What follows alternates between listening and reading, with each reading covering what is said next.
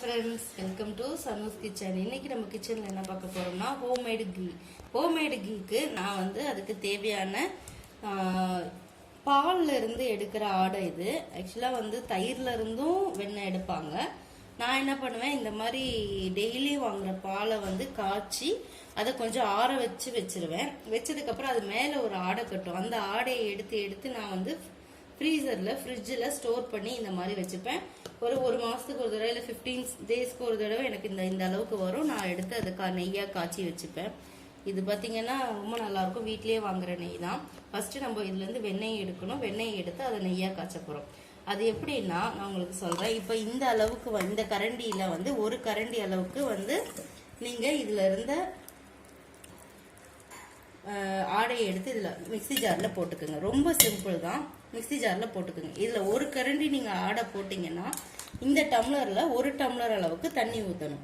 Okay, அப்படி போட்டு நீங்கள் எடுக்கும்போது அது வந்து வெண்ணெய் வந்து மேலே நம்ம மிக்சியில் அடிக்கும்போது வெண்ணெய் வந்து மேலே திரண்டு வரும். ஓகே, இப்போ நம்ம இதில் ஒரு டம்ளர் அளவுக்கு தண்ணி ஊற்றிக்கலாம்.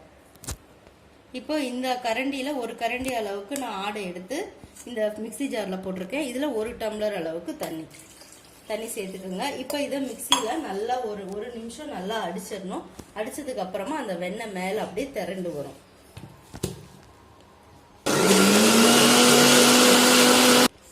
இப்போ பார்த்தீங்கன்னா இதில் பார்த்தீங்கன்னா நான் மிக்சியை நல்லா அடிச்சிட்டேன். அடிச்சதுக்கப்புறம் இதில் பார்த்தீங்கன்னா ஒரு அளவுக்கு அப்படியே ஆடை திரண்டு வந்திருக்கு. நீங்கள் கையில் எடுத்தாலே அப்படியே வரும். இதை பார்த்தீங்கன்னா தெரியும். இந்த வெண்ணெயை எடுத்து நீங்கள் அப்படியே கையில் அப்படியே சுற்றி இது பண்ணிங்கன்னா அப்படியே உருண்டையாக நிற்கும். அதை எடுத்து நம்ம இதில் போட்டுக்கலாம். போட்டுட்டு நம்ம இந்த வடச்சட்டியில் போட்டுட்டு இதில் தான் நெய் காய்ச்ச போகிறோம். இப்போ நல்லா அடிச்சாச்சு. அடிச்சுட்டு பார்த்தீங்கன்னா ஒரு நிமிஷம் நல்லா அடிச்சிங்கன்னா இந்த மாதிரி எண்ணெய் மேலே திரண்டுட்டு வெண்ணெய் வரும்.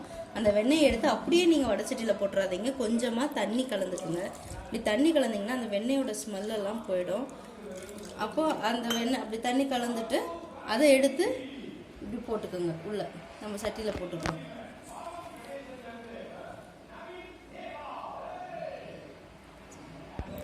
இப்போ பார்த்தீங்கன்னா அடுத்த ஒரு கரண்டி போட்டுட்டு அதே மாதிரி நான் ஒரு டம்ளர் தண்ணி ஊற்றி நல்லா அடித்து எடுத்திருக்கேன்.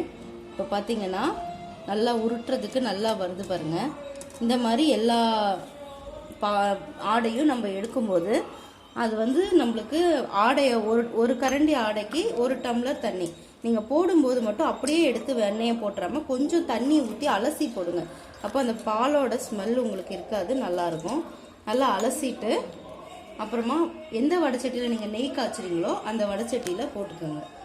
இதே மாதிரி நம்ம எல்லா வெண்ணெயும் எடுத்து போட்டுக்கலாம். இப்போது நம்ம எல்லா வெண்ணெயும் எடுத்துட்டோம். இப்போ என்ன பண்ண போகிறோன்னா அடுப்பை சிம்மில் வச்சுக்கோங்க. சிம்மில் வச்சுட்டு இந்த சட்டியில் இந்த வெண்ணெயை போட்டுருங்க.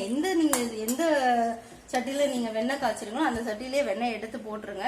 போட்டதுக்கு அப்புறமா நீங்கள் சிம்மில் வச்சுட்டு கலர்னாலே அது டக்குன்னு மெல்ட் ஆயிடும். வேகமாக வச்சாலுமே கருகிரும். அதனால சிம்மில் வச்சுட்டு நல்லா மிக்ஸ் பண்ணிக்கோங்க. எனக்கு இது ஒரு 200 நெய் வரும். நீங்கள் வேணும்னாலும் ஜாஸ்தி எடுத்து, ஆனால் ஃப்ரீசரில் வைக்கிறீங்களோ இல்லைன்னா பால் வைப்பீங்க இல்லையா, அந்த இடத்துல பால் பாக்கெட்லாம் வைப்பீங்க இல்லையா, அந்த இடத்துல நீங்கள் வச்சுக்கோங்க. ஸ்டோர் பண்ணுறது நீங்கள் வந்து கரெக்டாக ஸ்டோர் பண்ணாதான் வந்து அது கெட்டு போகாமல் இருக்கும். நீங்கள் ஸ்டோர் பண்ணுறது சரியில்லை அப்படின்னா சீக்கிரம் ஆடை, ஏன்னா நம்ம லாங் டைம் ஆடையை வந்து சேமிக்க போகிறோம். 15 நாள் 20 நாள் அப்படின்னு சேமிச்சு தான் நம்ம இதை செய்ய போகிறோம். ஸோ அதனால நீங்கள் வந்து ஸ்டோர் பண்ணுறது ரொம்ப இம்பார்ட்டண்ட். ஸோ நீங்கள் ஸ்டோர் பண்ணும்போது பார்த்து ஸ்டோர் பண்ணுங்க. அது கரெக்டாக ஸ்டோர் பண்ணால் மட்டும்தான் கெட்டு போகாமல் இருக்கும். கொஞ்சம் நீங்கள் அசால்ட்டாக விட்டுட்டீங்கன்னா கெட்டு போயிடும். இப்போ இது நல்லா உருகி வரட்டும், நான் உங்களுக்கு காமிக்கிறேன். இது பார்த்தீங்கன்னா இப்போ நல்லா உருகிருச்சு அந்த வெண்ணெய். உருகி ஆனால் இன்னும் நெய்யாக ஆகலை. இன்னும் அந்த வெண்ணெய் வந்து இன்னும் நல்லா கரைஞ்சி கண்ணாடி பதத்துக்கு வந்து அந்த நெய்யோட ஸ்மெல் நல்லா நம்மளுக்கு தெரியும் போது நல்லா சுண்ட விட்டதுக்கு அப்புறம் தான் இறக்கணும். இல்லைன்னா வெறும் வெண்ணெயாக இருக்கும். இப்போ பார்த்தீங்கன்னா அது அப்படியே கண்ணாடி மாதிரி பிரிஞ்சு வருது பார்த்தீங்களா. இதுலேயும் நான் ஸ்லோவாக தான் வச்சுருக்கேன். அதனால பாருங்கள் கண்ணாடி மாதிரி அப்படியே பிரிஞ்சு வருது பார்த்தீங்களா. இதெல்லாம் இப்போ தான் ஸ்டார்ட் ஆகிருக்கு நெய்யாக அப்படியே உருகிறதுக்கு.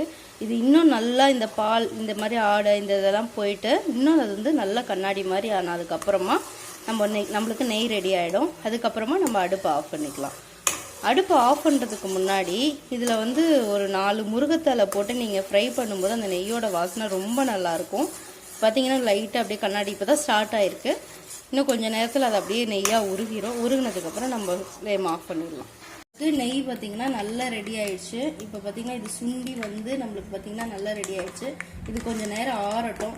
இதுக்கு முன்னாடி நம்ம என்ன பண்ணுறோன்னா, இங்கே நான் கொஞ்சமாக ஒரு முருங்கைத்தலை எடுத்து வச்சுருக்கேன். அது நல்ல வாசனையாக இருக்கும்.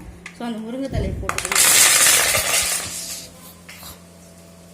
தெரிச்சிரும், அதனால் பார்த்து போட்டுக்கோங்க. இப்போ போட்டுட்டு ஆஃப் பண்ணிவிடுங்க.